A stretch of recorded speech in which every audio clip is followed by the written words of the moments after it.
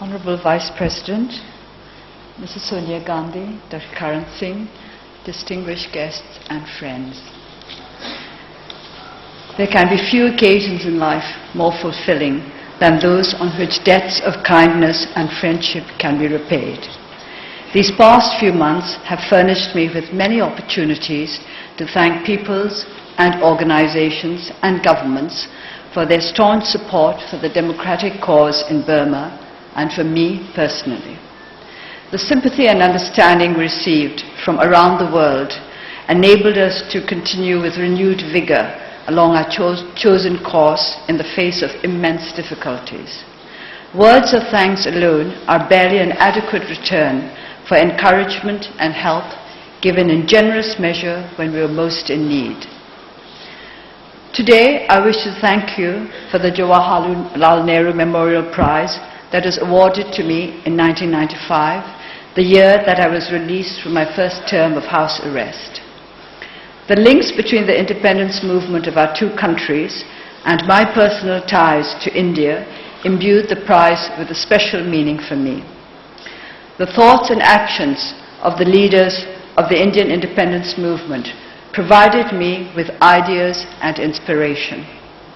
Our movement for democracy in Burma is firmly rooted in the principle of non-violence that Gandhi made into an effective political force even against the most powerful opponents. His influence on my political thinking is widely recognized. The influence of Jawaharlal Nehru on my life in politics is less well known. Panditji was a name known to me since I was little past the toddler stage. My mother spoke of him as a revered friend, almost a father figure, both to her and to my father. I had little idea of his importance as a statesman beyond the fact that he was the Prime Minister of India. To my infant mind, he was a kindly old man who had provided my father with 2 sets of uniform, the smartest he ever possessed. In January 1947, my father had stopped in Delhi for 2 days on his way to London for formal negotiations for Burmese independence. He had left Burma in the thin cotton uniform of the People's Volunteer Organization. Panditji took one look at the flimsy khaki outfit and decided it would not do for the icy weather of London. That was one of the coldest winters in the history of England. He gave instructions that 2 sets of a warm and smart version of the PVO uniform be made immediately. He decided that my father would also need a heavy overcoat, but since there was not enough time to have one made to measure, a British Army issue greatcoat was procured. The most widely known photograph of my father shows him wearing this garment, a bit outsized, in the garden of 10 Downing Street. My father was still a university student when he first met Jawaharlal Nehru and other Indian leaders. The student unions were at the forefront of the independence movement in Burma, and shared aspirations led to ties of friendship between anti-colonial forces in our two countries. However, as the Second World War approached, the paths to freedom chosen by the Burmese diverged from the non-violent way of Gandhi. My father led a group of young men, the 30 comrades, to Japan for military training, and this small pioneer force became the core of the Burma Independence Army. During the years under Japanese occupation, 1941 to 1945, Burmese independence leaders had little contact with the leaders in India, but came to know Netaji Subhash Chandra Bose and the Indian National Army.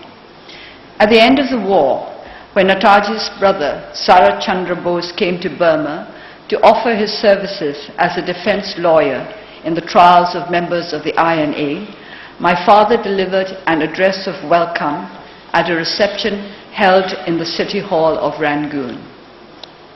He referred to Sarat Chandra Bose as one of the leaders of India, a great brother of a great Indian. He went on to say, as far as the AFPFL, that is the Anti-Fascist People's Freedom League, of which I am the President, is concerned, our policy towards India and Indians in this country is one of the broadest conception and generosity. We have no axe to grind. We nurture no feelings of racial bitterness and ill will. We stand for friendly relations with any and every nation in the world. Above all, we want to be not merely good neighbors. We stand for more than friendly relations with our neighbors. We want to be not merely good neighbors, but good brothers. We stand for an Asiatic federation in a not very remote future. We stand for immediate mutual understanding and joint action wherever and whenever possible, for our mutual interests and for the freedom of India, Burma, and indeed all Asia. We stand for these and we trust Indian national leaders implicitly. A few months ago, Pandit Jawaharlal Nehru stopped for one night in Rangoon on his way back to India from Malaysia. At that time, I met him and we discussed his questions for about 2 hours. The next and last time my father and Nehru met was in those few days in Delhi that acquired unexpected sartorial significance. After my father's death, Nehru continued to keep an avuncular eye on my mother from afar. Whenever she went to India, or whenever he came on official visits to Burma, he made her feel his concern for her well-being and the well-being of her children. I may even have been taken to meet him during one of his visits, but I can only remember seeing him for the first time in Delhi railway station when I was about 16. My mother was then ambassador to India, and she and I, and a small group from the embassy and the Ministry of External Affairs, were waiting to welcome Prime Minister UNU, who was travelling up by train from Calcutta. Nehru also came to meet UNU, and onlookers spotted him as soon as he stepped into the area that was cordoned off from the teeming crowds in the station. Cheers went up and shouts of Pandit Nehru Ki Jai resounded. His lower lip protruding in that famous petulant look, Nehru ignored all the plaudits and all the people, including me, and walked up and down the empty platform with my mother and talked to her exclusively. His aristocratic disdain for public approbation filled me with both astonishment and admiration. I wondered if Nehru's public liked his cool arrogance, or whether there was a bond between them that made exchanges of mutual courtesies unnecessary. Then I remembered that my father had been notorious for his stern, almost scowling expression and for his lack of social graces. Our people loved him for these very defects, which they saw as proof of his honest, open nature. I should add that towards the end of his life, my father acknowledged that as a national leader, he could not continue with the rough diamond manners of a young revolutionary. The year I went to Oxford, 1964, was one of the most significant turning points in my life. It was also the year Nehru died. Next to the overwhelming grief of the people, not just in India, but in all parts of the world, I remember most vividly reports of the poem by Robert Frost found on his desk. Oxford did not take me away from India, for I made many Indian friends there. After my marriage, my husband's work in Himalayan studies took our family frequently to the north of the country. My last sojourn in India was spent as a research fellow in the Indian Institute of Advanced Studies in Shimla from 1987 to 1988. The year of Nehru's birth centenary, 1989, was the year I was placed under house arrest for the first time. It could be said to have been the year of my political coming of age. When I joined the movement for democracy in 1988, the whole country was in a state of upheaval, and my major concern was to try to unite the myriad political groups that had emerged from the cracks in totalitarian rule into a strong, coherent force for democracy. Each day was more than eventful. Discussions, debates, public meetings, founding the National League for Democracy, touring the country to explain the aims of our party to the people. The State Law and Order Restoration Council had announced that elections would be held in 1990, and the election laws were made public in April 1989.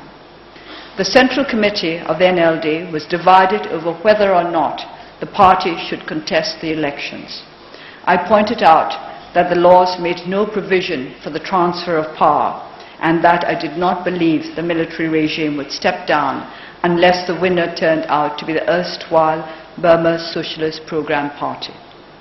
We were still undecided with regard to the election issue when I was placed under house arrest in July. The chairman of the Township Law and Order Restoration Council, an army major, appeared at my gate with a warrant and a group of officers, civilian, military and police, in the morning of 20th July, and I thought I was going to be taken to prison. As all members of the NLD had to be prepared for such an eventuality, I had already packed a small bag with the necessities of life in jail. My sons had come for their summer holidays, and they understood that I was going to be arrested.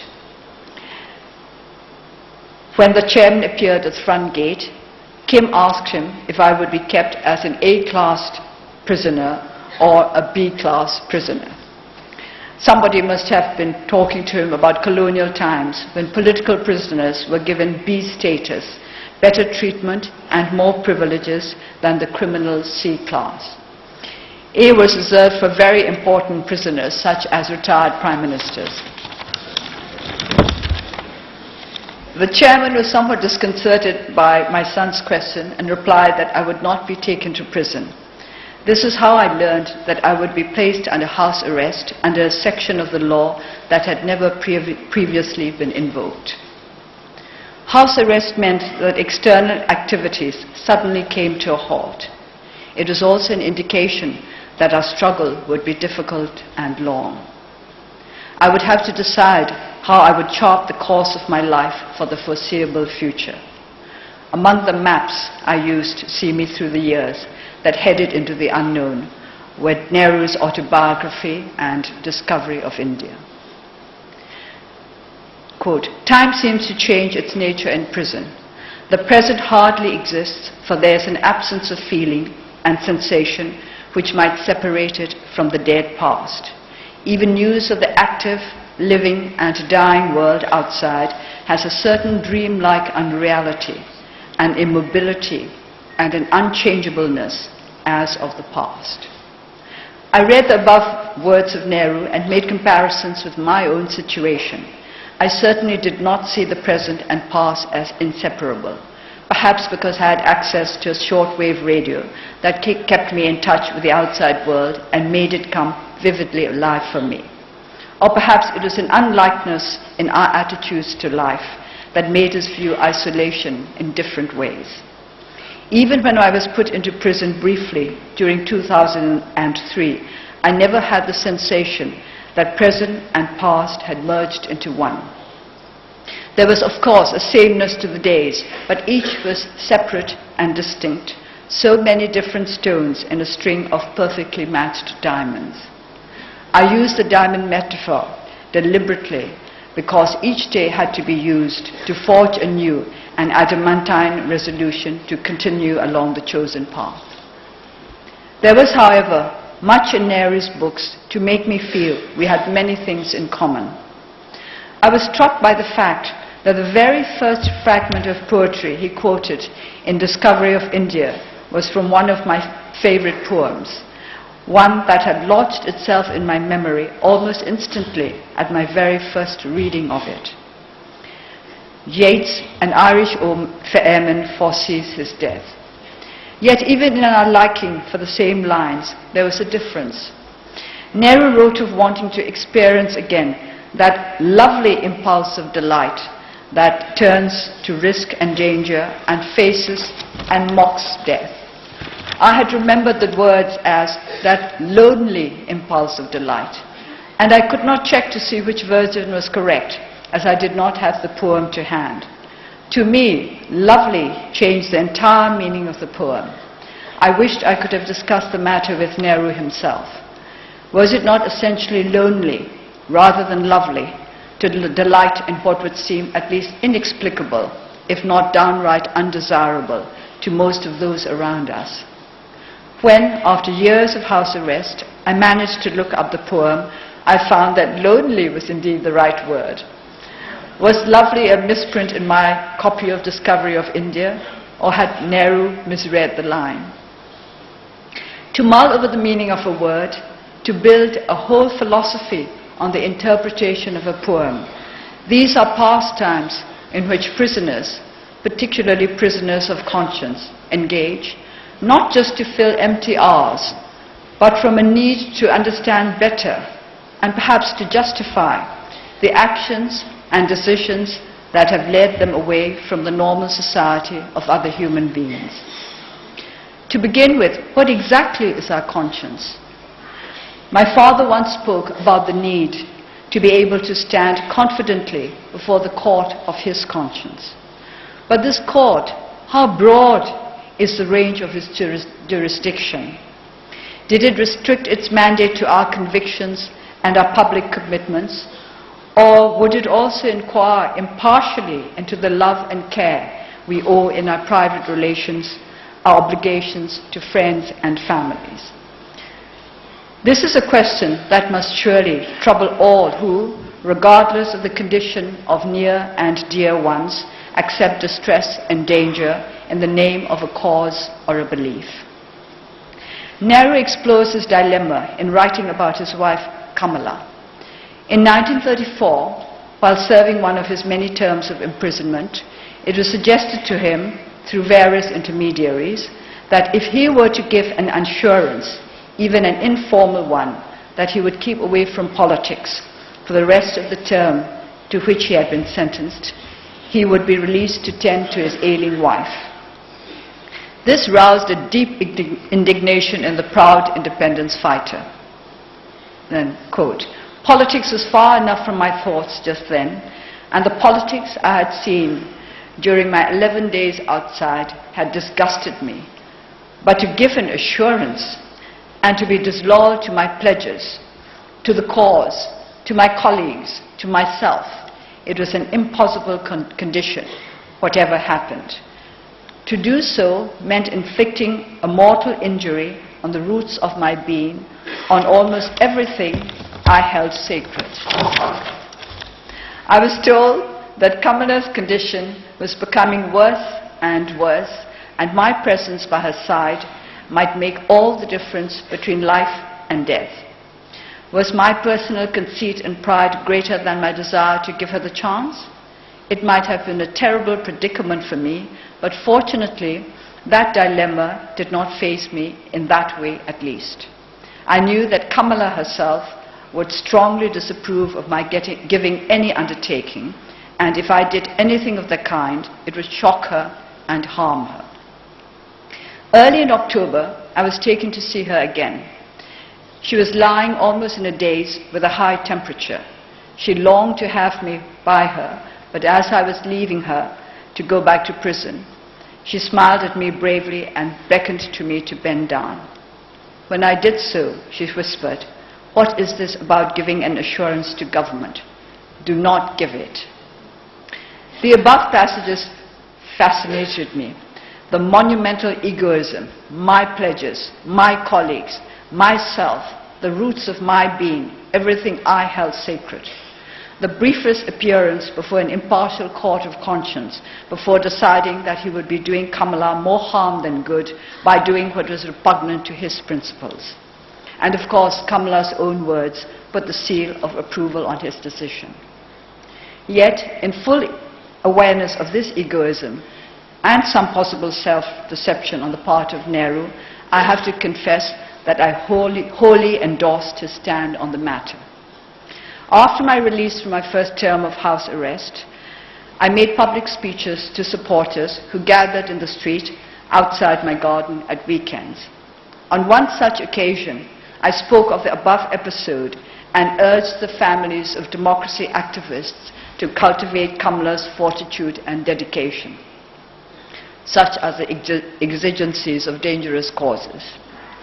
The lesson I really learned, however, was not to deceive myself or others with the claim that we are making self-sacrifices when we follow our conscience. We are simply making a choice, and possibly an egoistic one at that. When we give up what is near to our hearts, is it not sometimes to make ourselves less vulnerable? The ones who make the real sacrifices are those who let us go free to keep our secret trysts with destiny. Politics is about people, and people are about relationships, whether at a private or public level. The two Indian leaders to whom I feel closest were undoubtedly Gandhi and Nehru, because the challenges they faced along the path to independence are the ones we have been facing over the course of our struggle, which will mark its quarter century next year. The survival of their relationship, which was both personal and political, in spite of their many differences, is one of the triumphs of Indian politics. When Gandhi decided to withdraw the civil disobedience movement, Nehru was deeply distressed.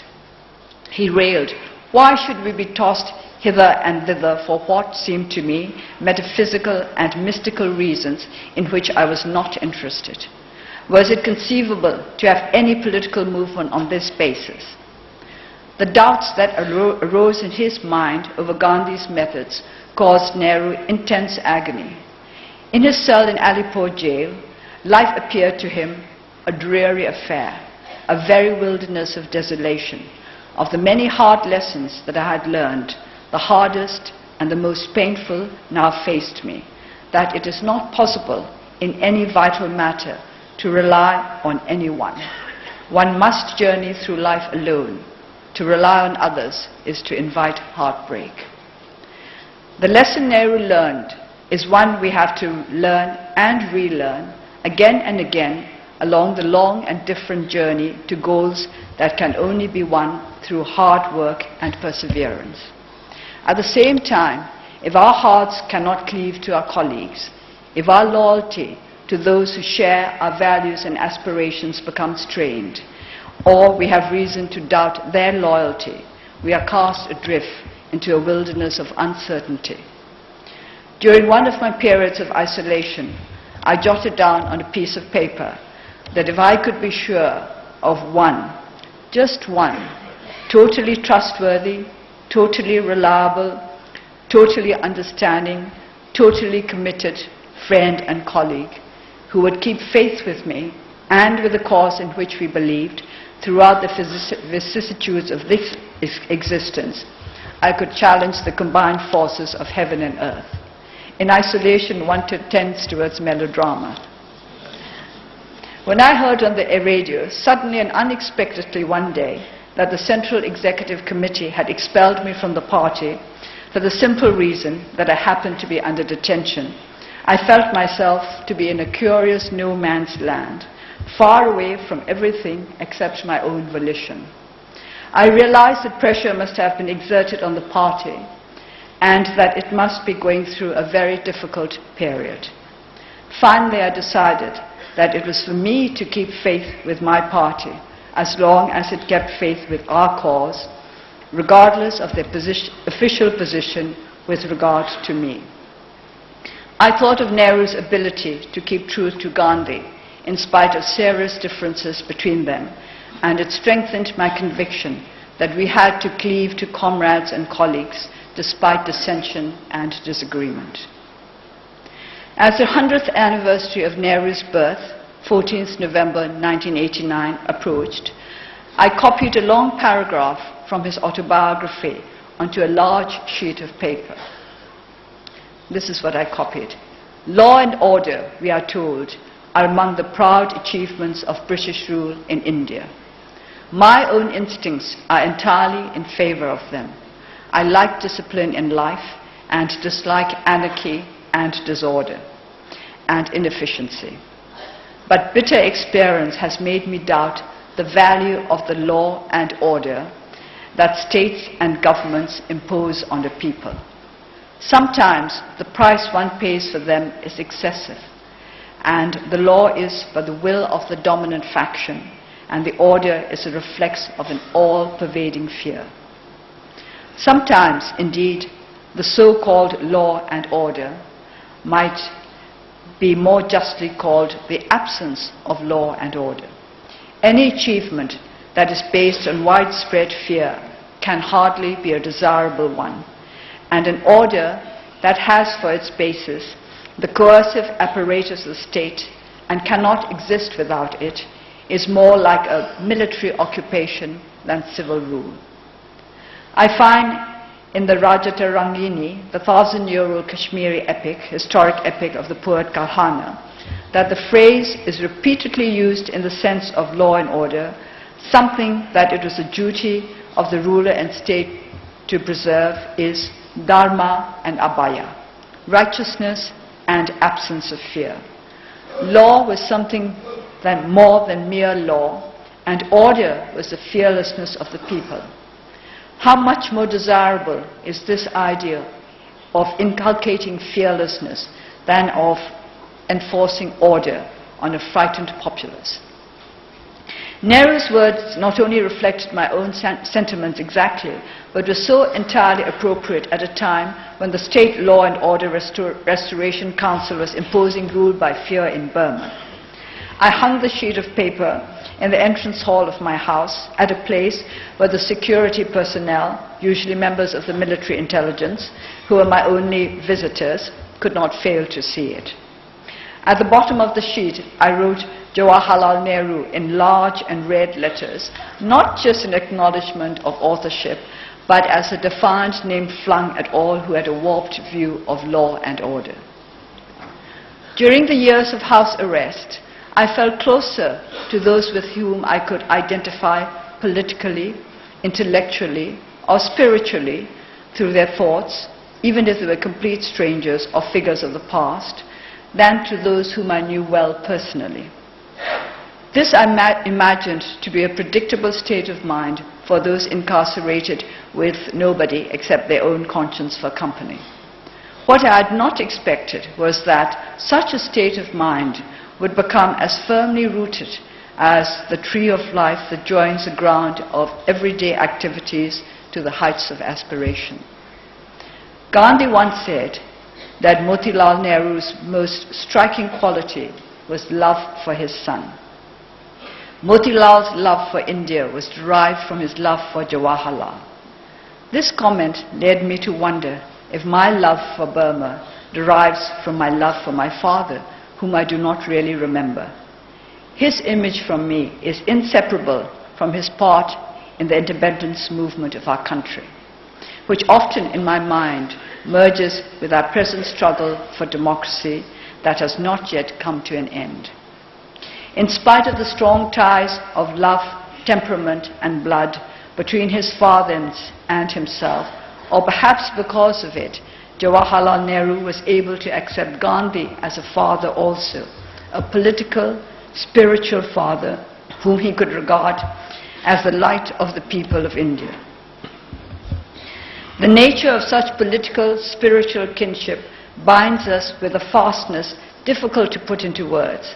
As cold as calculation, we fall unless we stick together, and warmer than any personal passion, we need one another to keep the core of our being intact. Recently, in a tribute to Václav Havel, I tried to explain why he and other friends and mentors, whom I have never met in person, are a major driving force in my public endeavors, which are no longer separable from my private life, by referring to an article about me written many years back by Anne, a friend from Oxford days. She applied some lines Yeats wrote for the Irish revolutionary Maud Gonne to me. How many have loved your moments of glad grace, and loved your beauty with love false or true, but one man loved the pilgrim soul in you, and loved the sorrows of your changing face. Anne omitted the last line because perhaps she considered it to be inauspicious. But I